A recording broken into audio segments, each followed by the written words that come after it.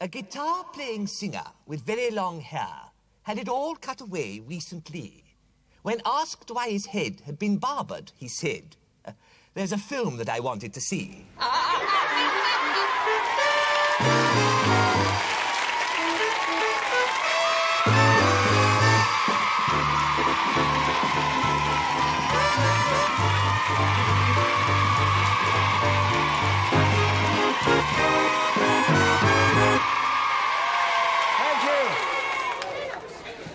Thank you very much. Well, hello and welcome to the show. Hello, hello, hello. Was that all right? That was marvellous. I'll say it again. Hello. Now, you remember last week, Basil confessed that he was a gob-stopper addict, didn't you? I did, yes. You just can't leave gob-stoppers alone, can you? No, I can't. I'm afraid not, no. Well, this week I've been trying to persuade him to go to a hypnotist to be cured of his craving. Well, I think it's a load of old codswallop. It's not a load of old codswallop. Huh? Hypnotism can cure all kinds of habits. Really? And it can make people do some very strange things. Yes. Remember that demonstration we saw? Yes. That man who found it impossible to bend over? Yes. He was as stiff as a board? Yes. Well, that was hypnotism. Could have been rheumatism. Now, listen. A hypnotist could make you believe you were a sword swallower, huh? And make you swallow a sword 3 foot long. Me? Yes, you. Swallow a sword 3 feet long? No trouble at all. But I'm only 2 feet tall. It doesn't matter. He would hypnotize you first and you wouldn't feel a thing in the end. Well, that's just when I would feel it. I'm not a dead-end kid, you know. I know you're not a dead-end kid. Only up this end. Come in. Well, there's plenty of room in there. Huh? Now, look. Keep your eyes on this. Huh? Now, hypnotists often use a swinging object to put people into a trance, to send them to sleep. Ooh, television does that too, you know. Keep your eyes on this. Now, you may not realize it, Basil, but you are now completely hypnotized. Am I really? Yes, you are. Cool. It's a job to know when he's under. Now, Basil, you are not Basil Brush. You are a lion. A lion?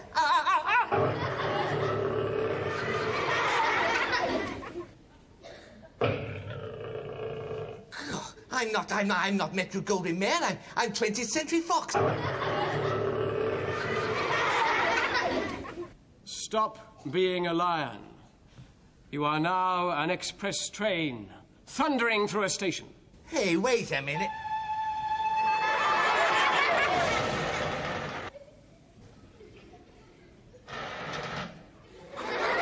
Why have you stopped? There's a railway strike. You are now on a deserted planet, deep in outer space. You must be stark raving bonkers. Go! I say, Mr. Derek, look! There's a spaceman! Oh, and he's got horrible guns! Goodness! Oh, what a vicious-looking thing! Oh, Mr. Derek! What? Oh, I say, did you see that spaceman? There was no spaceman. It was all in the mind. All in the... Don't be silly. He walked from over there to over here. Oh, he was horrible. Oh, a monstrous-looking creature. Hey, look, Mr. Derek, it's a spider. Ah, get him away. I don't like spiders. Ooh, nasty, creepy, crawly things. Don't, go away, hop it. Go on, hop it. Now, oh, there's another one. Oh, Mr. Derek, quickly, take him away. I've got the bullseye collywobbles. Oh, God. It was all in the mind, Basil. What? And now I'm going to wake you from your hypnotic trance. And when you wake up, your craving for gobstoppers will be over forever.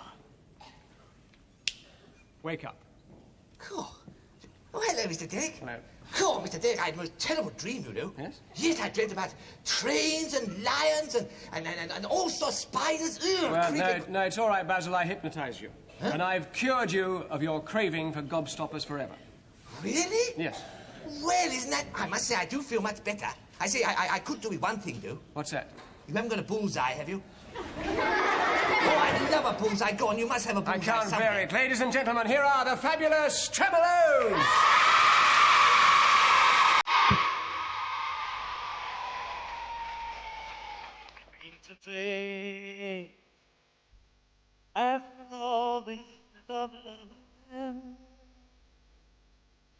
after all the tears are away. There's no more than you can bear.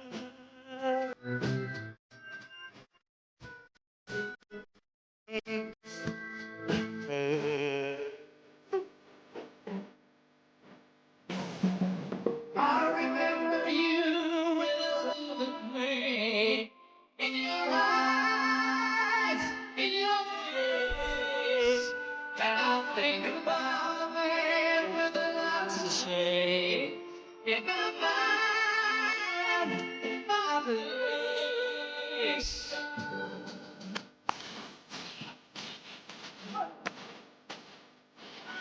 By the way, what can I do to make you stay? By the way, what can I do to make you stay? Now I find myself begging for the very first time. On my knees I call to you today. I remember you in a loving way, in your eyes, in your face, and I think about a man with a lot to say. In my mind, in my place. Hey!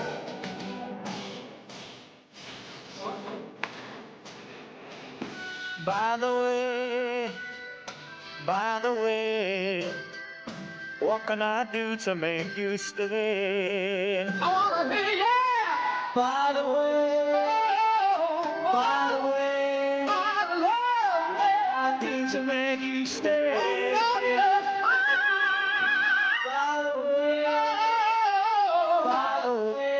what I do to make you stay?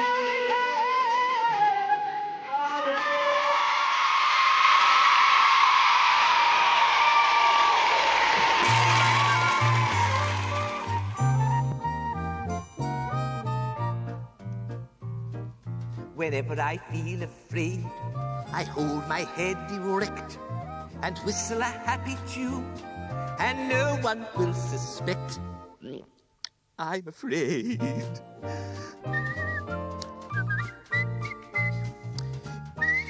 I'm not really afraid. I've been to the dentist before. Yes, he said my teeth were fine, but my gums would have to come out. No, he didn't. I'm letting my imagination run away with me.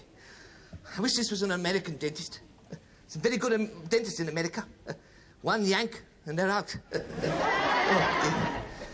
Morning, Mr. Derrick. Well, you're still waiting? Yes, still waiting. Well, won't be long now. We'll be in the surgery in a minute. Yeah, that's what I'm afraid of. Oh, come on, don't be nervous. What? Look at me, I'm not nervous. Oh, look at their names. That's enough to make anybody nervous.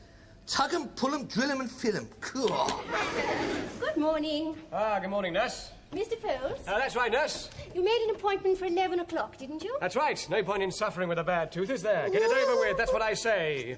Have it out. Very brave, Mr. Fowlds. Which tooth is it? Basil, show the nurse your tooth. Huh? Basil, show the nurse your tooth.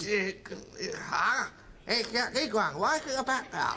That won't be any problem. Huh? Now, I'm afraid Mr. Pullum, Mr. Tugham and Mr. Drillum are all out at the moment. Oh, good. When will they be out again? Mr. Phillum is here. Oh, crikey. He's with a patient at the moment, but he won't be long. Oh. I say, Mr. Derrick. Yeah. Let's go home now. Come on, come on. Basil, read a magazine. Take your mind off it. Oh, dear. Oh, it's a marvellous idea having magazines in dentists' waiting rooms. Keeps you up with current events. What are you reading? Well, there's an article here on cricket. I say, this young chap, Jack Hobbs, looks very promising. And look at that.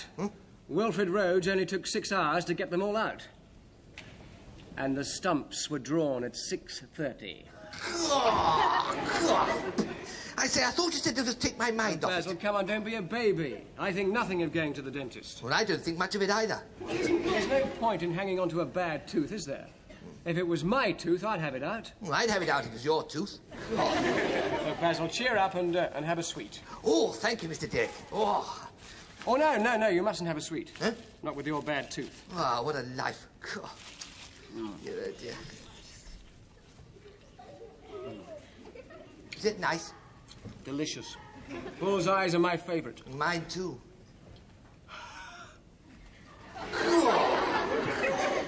The Basil dentists are very efficient these days. They spare no pain. Oh, don't say things like that, Mr. Derek, please. But you've been to the dentist before. Last year you saw Mr. Pullum, and he was a painless dentist. No, he wasn't.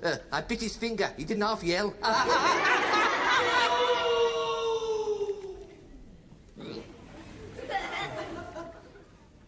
What was that? I didn't hear anything. Huh? Thank you very much, nurse. I feel much better now. Good morning. I say, excuse me, sir. Did he hurt you? Not half. Huh? He trod right on my foot. Hey? On his foot? Mr. Brush, you What? can come in now. Oh, isn't it marvellous? All my toothache's gone now, Mr. Dick. Yes, I'm perfectly all right now. Come on, Basil. There's What? nothing to be afraid of. Oh, dear. Come along, Mr. Brush. Yes, but... oh, Through here, please. oh, dear. Oh. Here we are, Mr. Brush. Will you jump up here, please? Jump up there? I'm a fox, not a blooming frog. Give us a hand, Mr. Dick. Come on, Basil.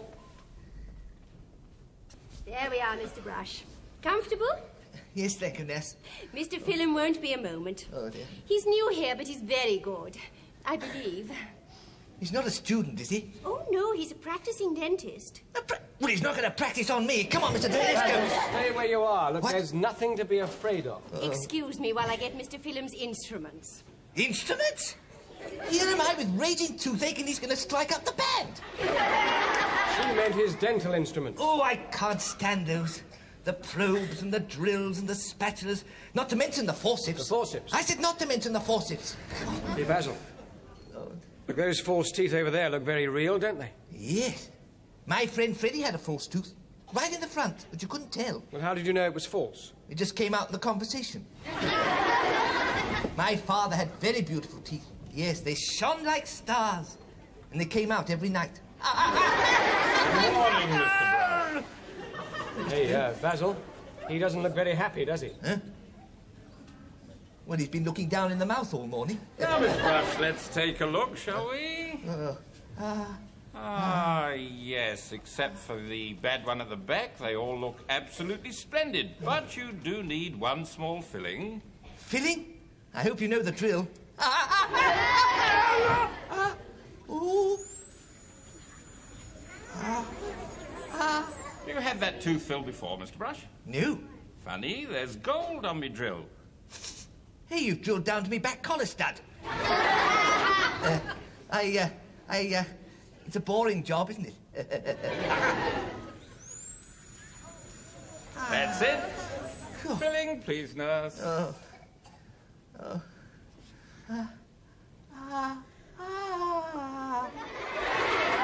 There. That didn't hurt, did it?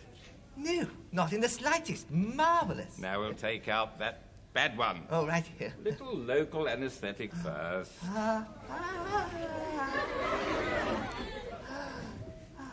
All right. Yes, marvellous. I didn't feel anything. I've never had a tooth pulled out before, you know. There's a coincidence. I've never pulled one out before. Hey, what? Hey, but just a minute. I mean, you can't go in. Open, please. Ah. Wider. Much wider. Wider than that. What do you want to do, look in or climb in? Oh, go! Ow, I ow! haven't touched you yet, Mr. Brush. I think this is the reason he's yelling. He was sitting on the needle. I thought those roots went deep. Go. Ow. It's all right. You've got hold of me tongue. Then poke your tongue out a little farther. I can't. It's joined on at the back. Oh, hurry up. Please get it over with, please. I've finished. It's out. Out? Hey, that's marvellous. I didn't feel anything. There's the offending molar. Cool. Look at that chopper. What a whopper. Cool. I say, can I take it home? Why do you want to take it home? I want to put some sugar on it and watch it ache. What's the matter? I've just broken my tooth on a bullseye. Couldn't have happened in a better place. I'll have it out in no time. Yes, Mr. Derek, have it out. Have it out? Have them all out. Me? Yes. I say, Mr. Derek's taken a turn for the nurse.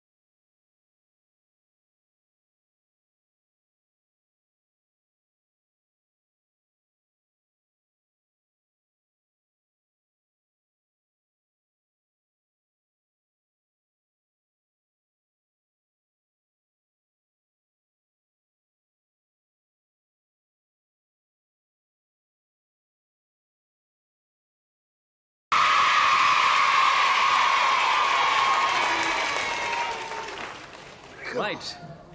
The tale of Basil de Farmer, defender of the right. Yes. Are you ready for this week's installment, Basil? I've already paid it. Already paid what? This week's installment on the telly. Thank goodness that's the last one. God. You mean the television belongs to you now? Oh, no. No, I've just finished paying installments on the deposit. Forget I mentioned it. I'll try. Come on, come on, come on. Well, last week we left Basil's squire, young Michael, at the mercy of a ferocious and powerful adversary bent on destroying him. It's Mick McManus. No, it's not Mick McManus. Nothing so gentle as an all-in wrestler. All-in wrestlers gentle? Hey, did you see that wrestler on the telly last week? God, he bit off the other man's ear. I bet that was painful. You should have heard what he said. What did he say? What's this ear? Come on. A monstrous beast, its tiny eyes glinting evilly, squealed ferociously as it charged the defenseless boy. Yes. In one swift movement, Basil grabbed the dagger, dropped by the bandit who had attacked him only minutes before. I say, it's all go, isn't it? And threw it with an unerring aim. The deadly steel thudded into the animal's neck, causing it to veer away from the boy on the ground towards Basil himself. Quick as lightning, he drew his sword, and as the enraged monster reached him, sidestepped and thrust the glistening blade downwards. The stricken animal faltered and collapsed in a lifeless heap. Poor little thing. Basil looked at the ugly brute, which had almost caused the death of his young companion. Yes. It was indeed the largest giant boar he had ever seen, fully 5 feet in length, with razor-sharp tusks which could tear a man apart, and massive shoulders covered in coarse bristles. Oh, I say, what a frightful boar. Come on, come on, come on. It's nothing to laugh at, Basil. You see, in those days, the English woods were full of these deadly animals, and it was a very popular sport to hunt these wild pigs. Well, I'm not surprised they're wild. I'd be wild if somebody hunted me, wouldn't you? Well, I don't think that sort of situation is likely to occur. Don't you be too sure, you know. I mean, if you're out in the fields one morning and you hear those scarlet-jacketed crowd tantiffing all over the place, you scarper, yeah? Just because they wear red coats doesn't mean they're from Bartlett, you know. Can I continue? Oh, yes, go on. Yes. Michael rose to his feet. Well, that wasn't very far, was it? Michael rose to his feet. Yes, come on. Yeah. My humble thanks, sire, he said. You saved my life. Good squire, laughed Basil. Did you not save mine? And is it not the obligation of friends to defend one another? He placed his hand on the boy's shoulder. Stand still, Michael. I see a movement in yonder brush. Yes, I was waggling it about a bit. I get cramp if I don't, you know. Have you ever had pins and needles in the brush, Mr. Derek? Not that I can remember. Oh, lucky old you. Come on. If you ever do, you try waggling it about a bit. Look, I don't want to waggle it about a bit. Ooh, please yourself, no. Come on. From the thicket there emerged a figure attired in a long garment, which reached to the ground. It's a maxi dress. It's a habit. I know it is. Everybody's wearing them. The girls are anyway. I mean, nowadays, if you want to know if a girl's knock-kneed, you have to listen. You have to listen. You have to listen. And Basil relaxed as he recognized the newcomer's distinctive dress and his ecclesiastical tonsure. His what? His tonsure. Huh? Now look, there's a picture. See? Ooh. I say it's Derek Nimmo. Good morning, Archbishop.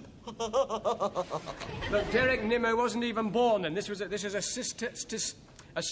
Cistercian friar. Oh, really? And that there is his tonsure. Oh, he's got a haircut with a hole in it. Look, don't be flippant. Yes. All the monks shave the tops of their heads like that. Oh, so do skinheads, but they don't wear frocks, you know. But this is not a frock. Isn't it? It's called a habit. Oh. Now, please pay attention. I will. Good morrow, Sir Knight, said the friar. Greetings, father, replied Basil.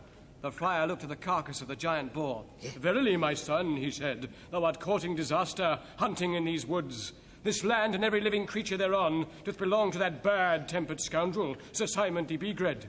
And any man found taking his game will suffer the confines of his dungeons and the agonies of the rack and the thumbscrews. Thumbscrews? Oh, do you mean those things that they put on your thumbs and then they tighten them tighter and tighter and tighter and then... That's right. Yes. Well, Basil gave a reassuring chuckle. Yes. I assure you, good friar, I did not kill this beast by choice, but to save my young squire from its fury. And it would be sinful waste to waste such a goodly supply of fresh meat. True, True, my son, said the friar with a twinkle in his eye.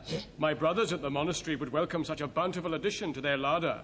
And after trussing a rope around the creature, Basil, Michael, and the friar set off for the monkery. Monkery? Are they going to the zoo? No. The monkery is another name for the monastery, where the monks live. Oh, I see. And people could call at the monastery for food and shelter and get medicines and treatment if they were ill. Oh, it's the Monastery of Health. The Monastery of Health! I thought that was rather good. On arrival, Basil was amazed at the variety of industrious pursuits followed by the brothers of the order. Gardening, woodworking, and building. And in the kitchen they met a stout, jovial brother cooking the evening meal in a flat metal pan.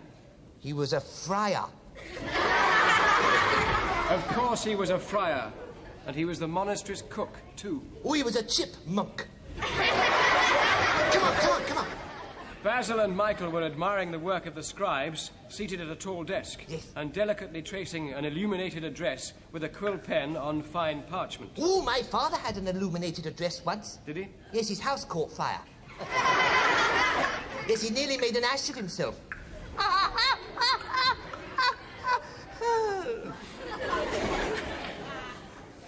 when they heard a thunderous knocking on the main doors. Yes. Heaven preserve us, said the friar. It is Sir Simon de Bigred. Oh, yes, he's a baddie. Oh, Big Head. Not Big Ed, Bigred. Well, he sounds like a big head. Basil stood close to the friar as he opened the big doors. Yes. There stood a powerfully built man in black armour. You left an easy trail, friar, he snarled. And you know the penalty for hunting the game on my estates. Churchmen or not, thieves will be punished.